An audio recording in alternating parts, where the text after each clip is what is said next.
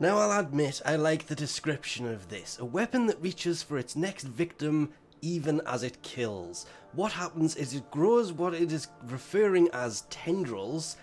You can have 4 of them at max, and they do this weird...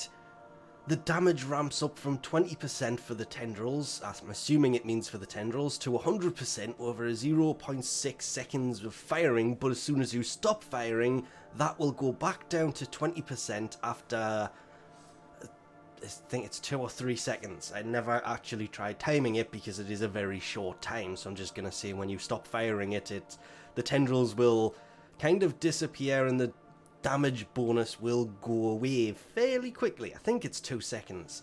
I did try timing it, but it was that quick. It's really not worth trying to continue that thing on. It's limited to a 20-meter range, and the only way to get the blueprint for it is inside of the Corpus lab here, which is where things can get to be quite problematic because the research for this does, why did it do that, require a lot of, I'm trying to remember what it was. There's the roto blade from fishing, the Travoik, yeah, that weird alloy. And then there's also the spores from the big mushrooms that are needed to research it and to craft it. Same kind of thing. You need fishing components, alloys, and the sludge, which you get from fortresses, and as well as field run, which is needed for it as well. It's not that cheap to research and not that cheap to actually build.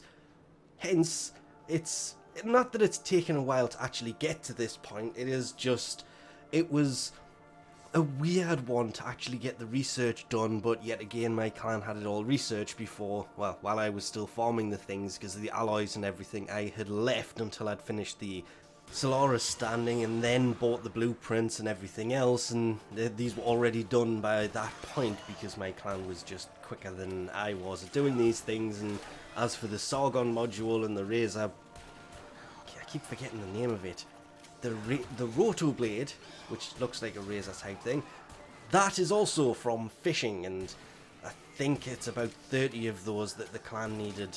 I should have been putting those in as I was doing the fishing, but I was working on other things and honestly completely forgot about these after the first one because you have to research these in order. And honestly, that was probably the worst part of trying to get your hands on this weapon. Is it needs to be researched, then it takes 3 days. It's got a 1-day actual build timer on it, but the innate radiation damage it's got is good against obviously alloys, alloy armor, robotic, and infested. I've used it mostly against infested because it just kind of, it's really good against the infested.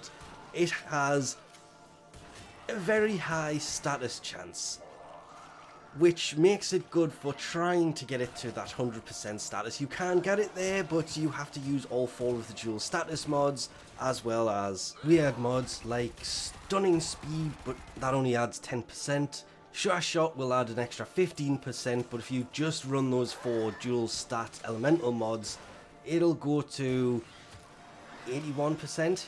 And then you start adding the other ones, and really I only managed to max this thing without multi-shot mods at 87.6. And that's where this thing got a little bit weird, because adding things like Lethal Torrent, whereas it usually increases the status chance because it adds multi-shot, on this it didn't actually do that.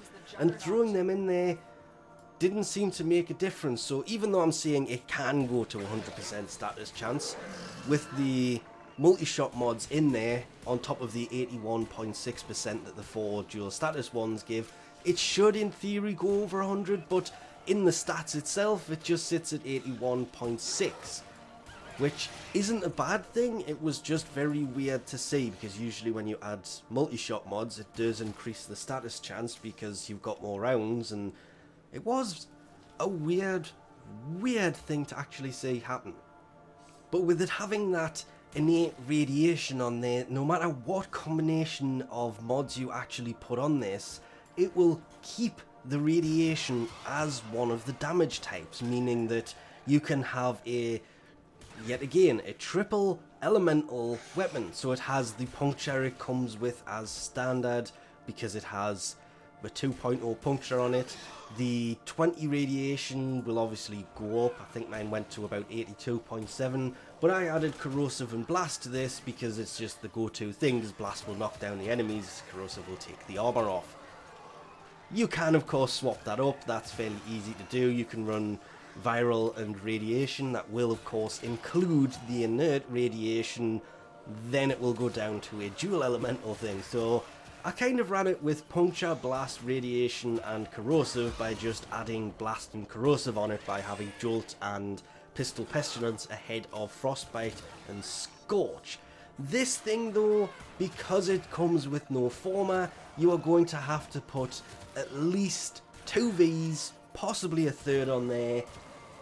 It's definitely going to need a minimum of at least 1 V, better at the 2 point, but the 3 Vs are going to make it better, obviously for Hornet Strike. Yeah, I was just making sure I had that name right there. Lethal Torrent and Barrel Diffusion, because it's a pistol, them are the 3 basically go-to weapons. It was the ammo that kind of didn't ruin this. The magazine is perfect in the size that it is, the 40 magazine. I mean, I added Ice Storm, leveled up once, it had a 20% magazine capacity and it went up 4 rounds.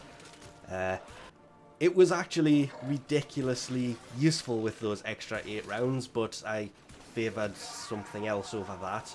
Magnum Force would go even better, because that will of course add a 66% damage bonus, but it will take away 33% accuracy. If I'm honest, I have an empty mod slot on this because I cannot figure out what I want to actually put into that empty slot, so I haven't finalized a build on this, but throwing Ice Storm on there did max the magazine out to 56, which is great, but this thing actually fires so quickly that you will find yourself running out of ammo with this a lot. It is one of those secondaries that is very useful, but very, very ammo consuming. But it is just the research side of this that seems to be that and the constantly running out of ammo seem to be the only 2 downsides to this, because those tendrils that come off it, for a maximum of 4 tendrils to hunt out the nearest enemies, makes this great for crowd control. It has a really good accuracy and quite amazingly fast reload speed. If you can keep ammo in this, this is actually a ridiculously useful secondary, which the only thing that kind of ruined it, and this is one of the reasons I haven't actually done that video, even though it's technically it's finished. I just can't really do it because I made comparisons in it to this, but I hadn't done this video because this weapon will be massively overlooked because of kit guns. The Catch Moon head is better than this because you can set that up in crit form, whereas this is more status based. But if you look at this more of a status based weapon than a crit based weapon, this thing's actually good because the crit is only a 16% chance with a 1.8 times multiplier, which means you can mod it for crit, but it definitely favours the status side with a 24% status.